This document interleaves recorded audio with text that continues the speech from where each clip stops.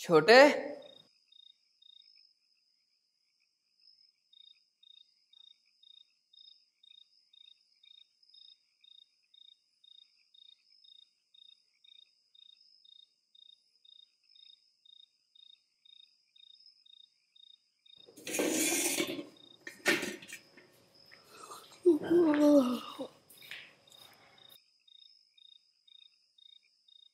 जय हनुमान ज्ञान गुण सागर जय कपीश।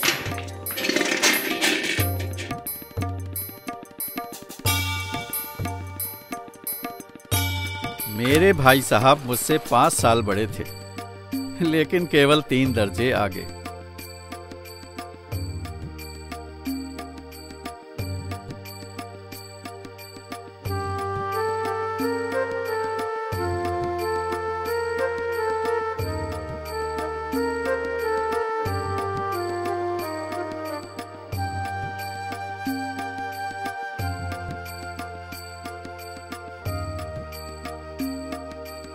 उन्होंने भी उसी उम्र में पढ़ना शुरू किया था जब मैंने शुरू किया था।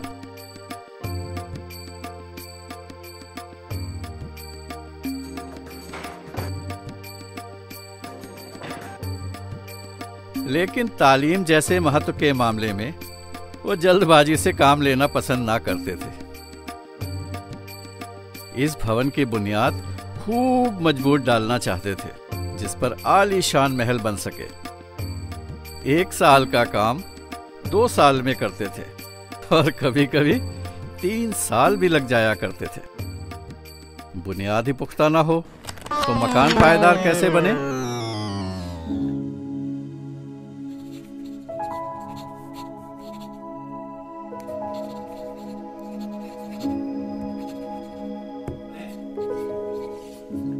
वो स्वभाव से बड़े अध्ययनशील थे। मेरे भाई साहब हर दम किताब खोले बैठे रहते थे और शायद दिमाग को आराम देने के लिए कभी कॉपी पर, कभी किताब के हाशियों पर चिड़ियों, कुत्तों, बिल्लियों की तस्वीरें बनाया करते थे। कभी कभी एक ही नाम या शब्द या वाक्य 10-20 बार लिख डालते थे। कभी एक शेर को बार बार सुंदर अक्षरों में नकल करते थे। कभी ऐसी शब्द रचना करते थे जिसका ना कोई अर्थ होता था ना कोई मेल। एक बार उनकी कॉपी पर मैंने एक इबारत देखी, स्पेशल, अमीना, भाइयों भाइयों, दरअसल, भाई भाई, राधे श्याम, शिवत राधे श्याम। 1 घंटे तक। इसके बाद एक आदमी का चेहरा बना हुआ था।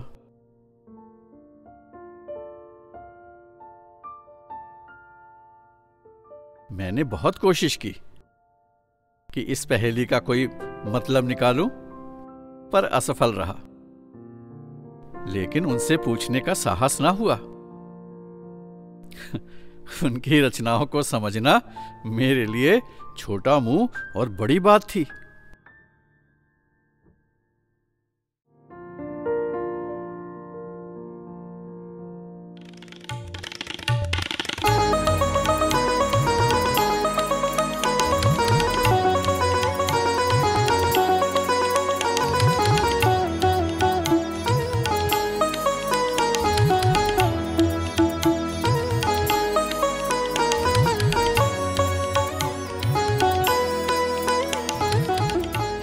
मौका पाते ही हॉस्टल से निकल करके मैदान में आ जाता।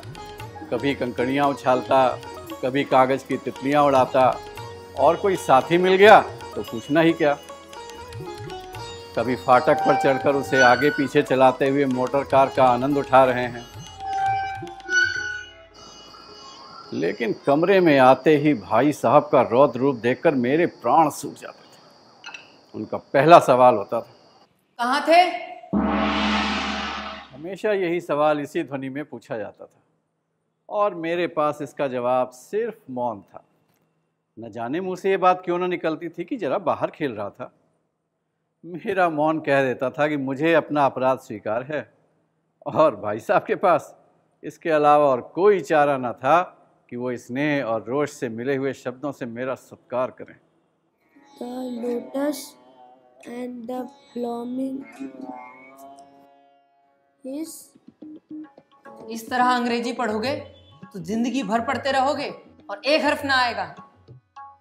अंग्रेजी पढ़ना कोई हंसी खेल नहीं कि जो चाहे पढ़ ले, नहीं तो ऐरा गैरा नत्थु खैरा सभी अंग्रेजी के विद्वान हो जाते। यहाँ रात दिन आंखें फोड़नी पड़ती हैं और खून जलाना पड़ता है, तब कहीं ये विद्या आती है। और आती क्या है?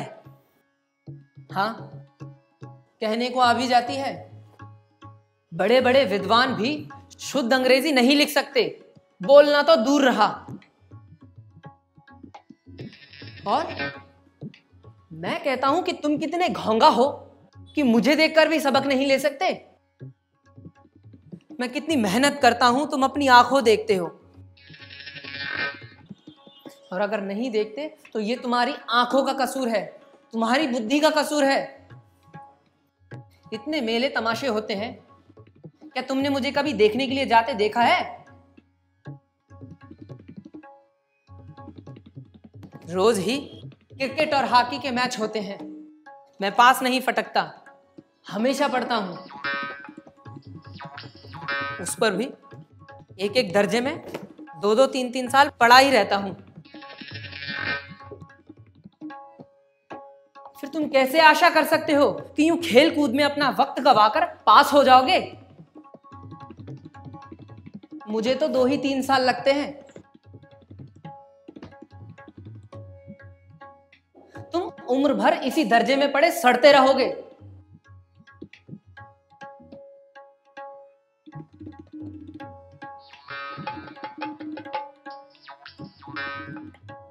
अगर इसी तरह उम्र गंवानी है ना, तो बेहतर है कि घर चले जाओ और मजे से गिल्ली डंडा खेलो। दादा की गाड़ी कमाई के रुपयों को क्यों बर्बाद करते हो?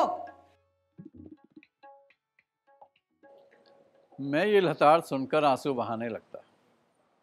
जवाब ही क्या था? अपराध तो मैंने किया था, तो लताड़ कौन सहे। भाई साहब उपदेश की कला में निपुण थे।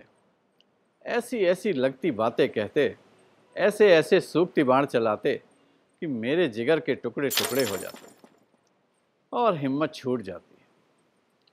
इस तरह मेहनत करने की शक्ति मैं अपने आप में ना पाता था और मैं थोड़ी देर के लिए इस निराशा में सोचने लगता,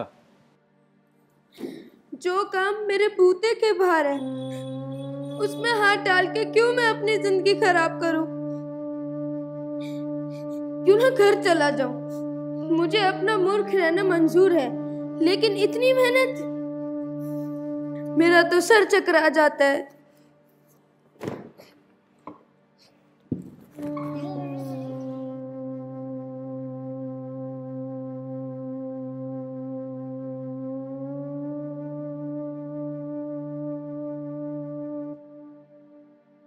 लेकिन घंटे 2 घंटे बाद निराशा के बादल छट जाते और मैं इरादा करता कि आगे से खूब जी लगाकर पढ़ूंगा। चटपट एक टाइम टेबल बना डालता। बिना कोई नक्शा बनाए, बिना कोई स्कीम तैयार किए काम कैसे शुरू किया जाए। टाइम टेबल में खेल कूद की मत बिल्कुल उड़ जाती। प्रातः काल उठना 7 बजे, नहीं 6 बजे, 6 बजे मुंह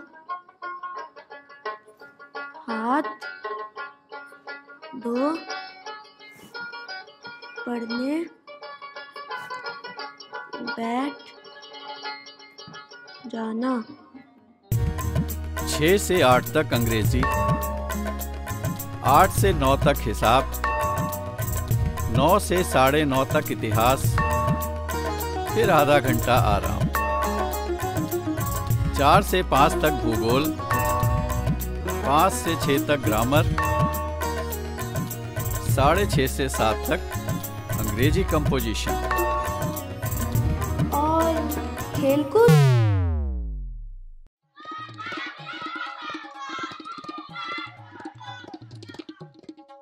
टाइम टेबल बना लेना एक और बात, उस पर अमल करना दूसरी बात। पहले ही दिन से उसकी अवहेलना शुरू हो जाती। मैदान की वो सुखद हरियाली, हवा के वो हल्के हल्के झोंके, फुटबॉल की उछल कूद, कबड्डी के वो दांव घात, वॉलीबॉल की तेजी और फुर्ती मुझे अज्ञात और अनिवार्य रूप से वहाँ खींच ले जाती, और वहाँ जाते ही मैं सब कुछ भूल जाता।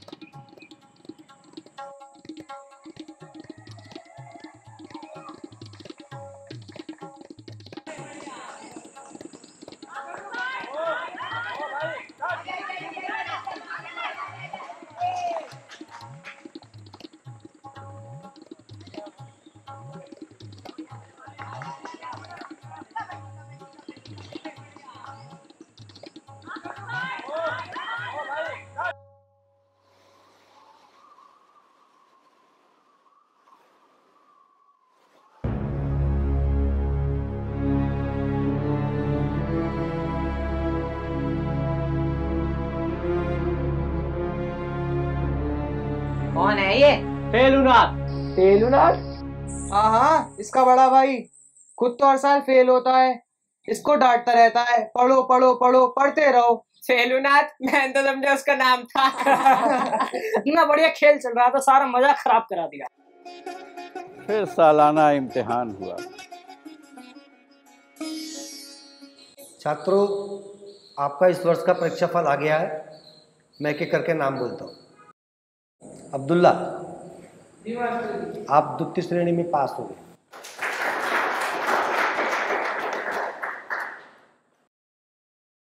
शंकर प्रसाद तिवारी,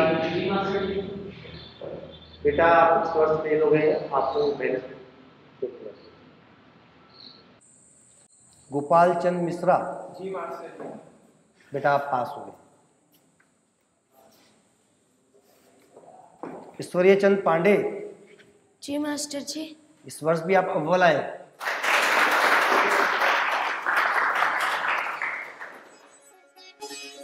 शाबाश। मास्टर जी, क्या मैं अपने भाई साहब को दिखा सकता हूँ? हाँ, दिखा दो।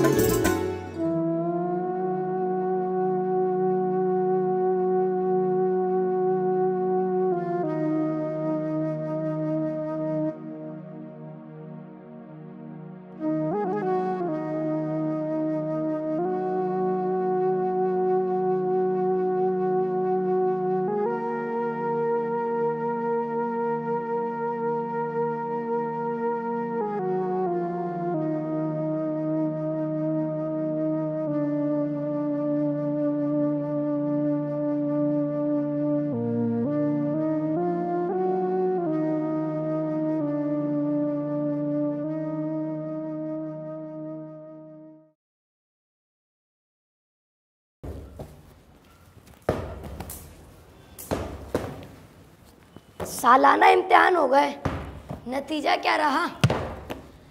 भाई साहब फेल हो गए, मैं पास हो गया और दर्जे में प्रथम आया हूँ।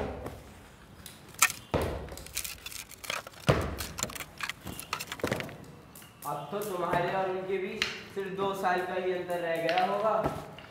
जी में आता है भाई साहब को आड़े हाथे लूं। आपकी वह घोर तपस्या कहाँ गई?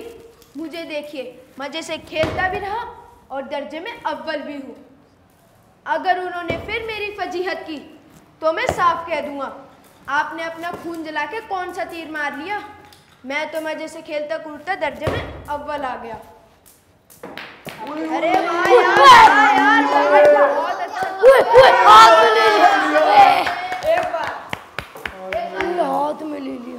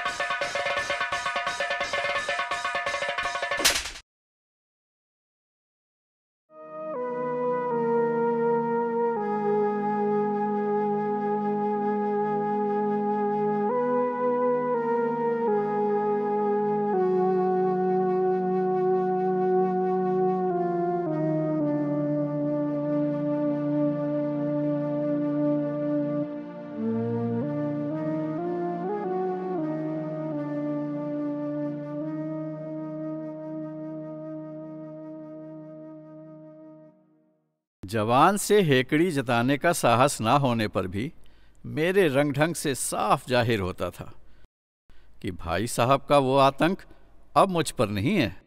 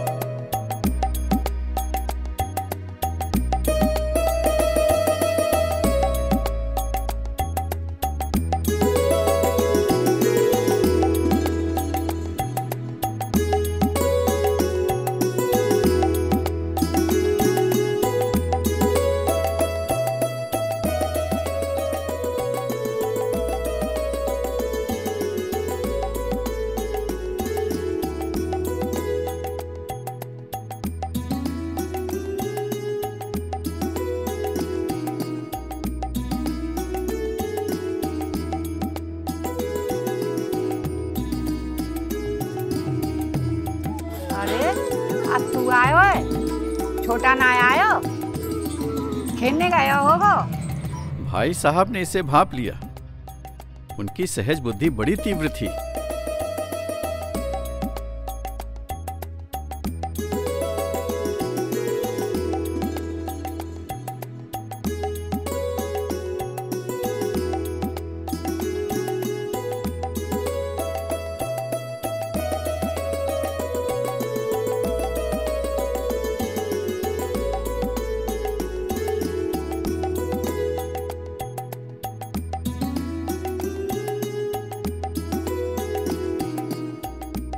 और एक दिन जब मैं भोर का सारा समय गुल्ली डंडा की भेंट करके ठीक भोजन के समय पहुंचा तो भाई साहब ने मानो तलवार खींच ली और मुझ पर टूट पड़े।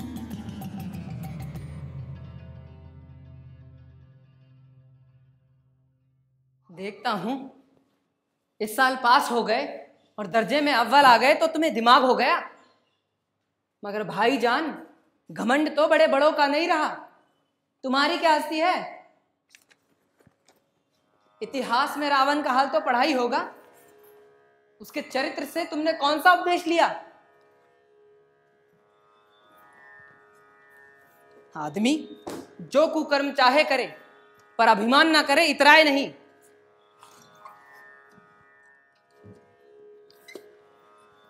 अभिमान किया और दीन दुनिया से गया। और तुमने तो अभी केवल एक ही दर्जा पास किया है, अभी से तुम्हारा दिमाग फिर गया। तब तो तुम आगे बढ़ चुके। ये समझ लो कि तुम अपनी मेहनत से नहीं पास हुए, अंधे के हाथ बटेर लग गई है। मगर बटेर भी केवल एक बार हाथ लगती है, बार बार नहीं।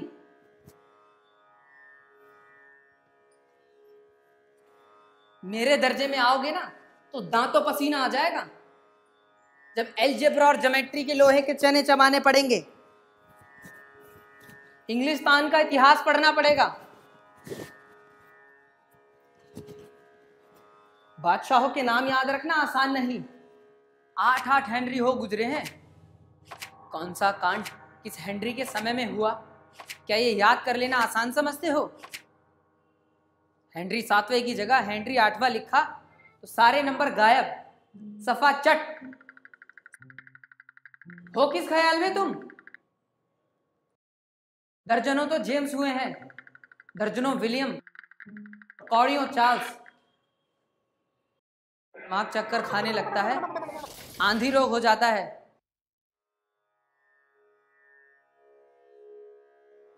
इन अभागों के नाम भी ना जुड़ते थे। एक ही नाम के पीछे 2 युम शोयुम चारुम पंजुम लगाते चले गए। मुझसे पूछते तो 10 लाख नाम बता देता। और ज्योमेट्री तो बस खुदा की ही पना। आ जा बा की जगह आ बा जा लिख दिया तो सारे नंबर कट गए। अरे कोई इन निर्दयी मुमतहीनों से जाके पूछे कि आखिर आ बा जा और आ जा बा में क्या फर्क है?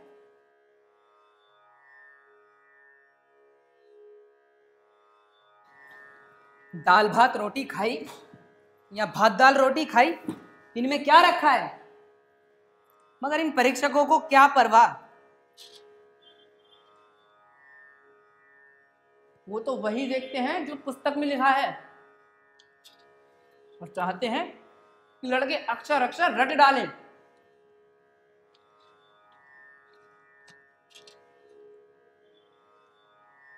और इसी रटंट का नाम ही तो शिक्षा रख छोड़ा है। आखिर इन बेसिर पैर की बातों को पढ़ने से क्या फायदा?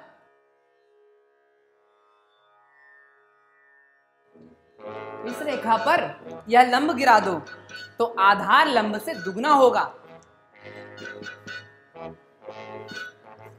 पूछिए इससे प्रयोजन? दुगना नहीं चौगुना हो जाए या आधा ही रहे मेरी बला से। लेकिन परीक्षा में पास होना है तो ये सब खुराफात याद करनी पड़ेगी।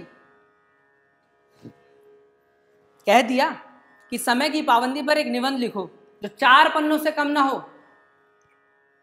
अब आप कॉपी सामने खोलें, कलम हाथ में लिए उसके नाम को रोइए।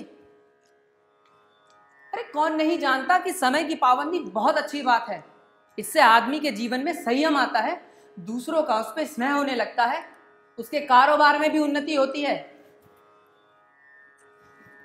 लेकिन इस जरा सी बात को 4 पन्नों में कैसे लिखें? जो बात सीधे से एक वाक्य में कही जा सके उसको 4 पन्नों में लिखने की जरूरत? मैं तो इसे हिमाकत समझता हूं। यह तो कोई समय की किफायत नहीं हुई, बल्कि उसका दुरुपयोग है कि व्यर्थ में किसी बात को ठूस दिया। अरे हम चाहते हैं कि आदमी को जो कुछ कहना है चटपट कहे और अपनी राह ले, पर नहीं, आपको 4 पन्ने रंगने पड़ेंगे, चाहे जैसे लिखिए। पन्ने भी पूरे फुल स्केप आकार के। ये छात्रों पर अत्याचार नहीं तो और क्या है? उसमें दावा है कि हम अध्यापक हैं। मेरे दर्जे में आओगे ना लाला तो ये सब पापड़ बेलने पड़ेंगे, तब आटे दाल का भाव मालूम होगा। इस दर्जे में अव्वल आ गए हैं तो जमीन पे पांव नहीं रखते। लाख फेल हो गया हूं लेकिन तुमसे बड़ा हूं। संसार का तुमसे ज्यादा अनुभव रखता हूं मैं। जो कुछ कहता हूं उसे गिरह बांधिए वरना पछताइएगा।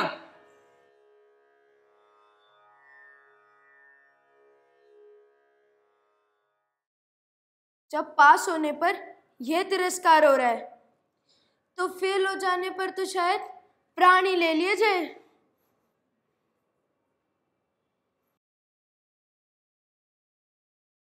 वो जानलेवा टाइम टेबल, वो आंख फोड़ पुस्तकें फिर किसी की याद ना रहती। और भाई साहब को नसीहत और फजीहत का अवसर मिल जाता। मैं उनसे दूर भागता, उनके साये से दूर रहने की चेष्टा करता। कमरे में इस तरह दबे पांव आता कि उन्हें खबर ना हो। फिर सालाना इम्तिहान हुआ।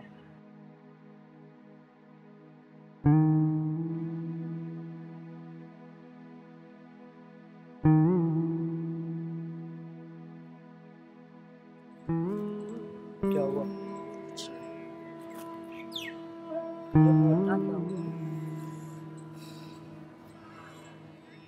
भाई साहब फिर फेल हो गए।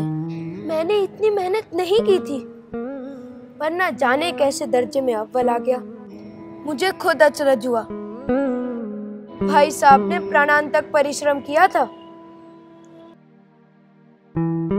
कोर्स का एक एक शब्द चाट गए थे।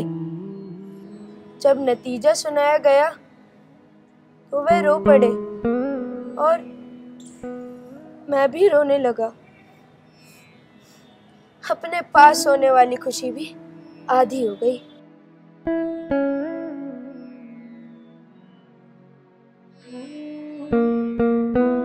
मेरे और भाई साहब के बीच अब केवल एक दर्जे का अंतर और रह गया है।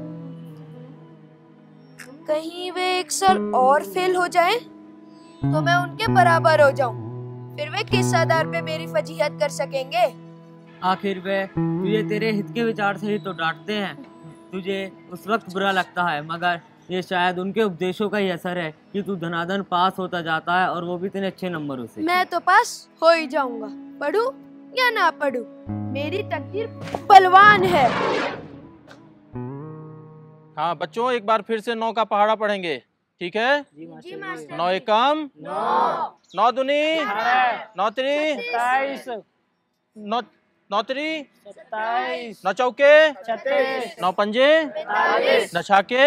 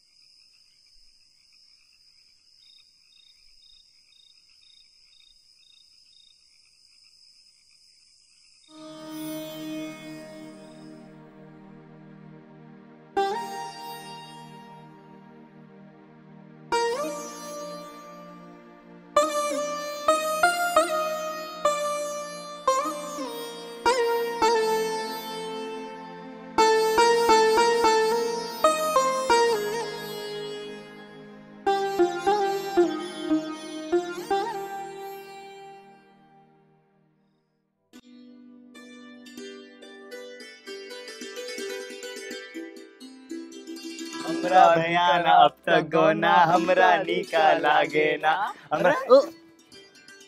अरे ओ मौज मस्ती भी जरूरी है, बुद्धि चौकस होती है।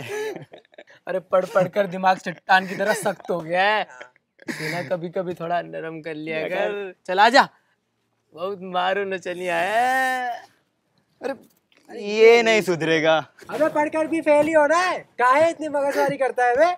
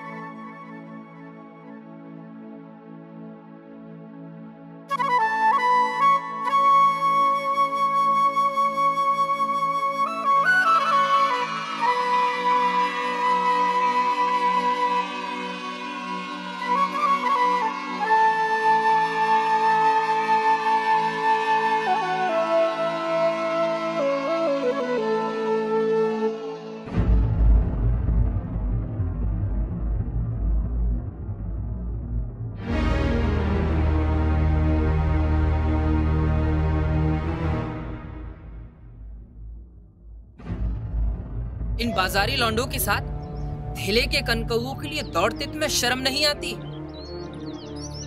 तुम्हें इसका भी कुछ लिहाज नहीं कि अब तुम नीची जमात में नहीं बल्कि 8वीं जमात में आ गए हो और मुझसे केवल 1 दर्जा नीचे हो। आखिर आदमी को कुछ तो अपनी पोजीशन का ख्याल करना चाहिए।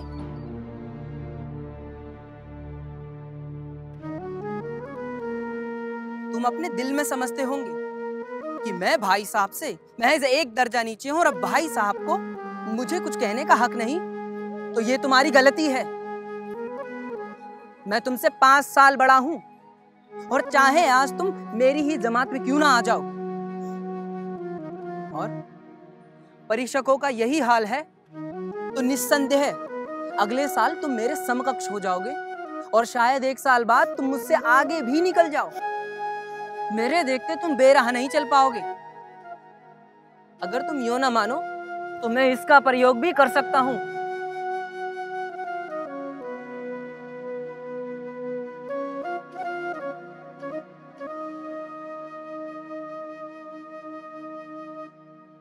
मैं जानता हूं तुम्हें मेरी बातें जहर लग रही हैं। हरगिज़ नहीं, आप जो कुछ फरमा रहे हैं वह बिल्कुल सच है और आपको कहने का अधिकार है।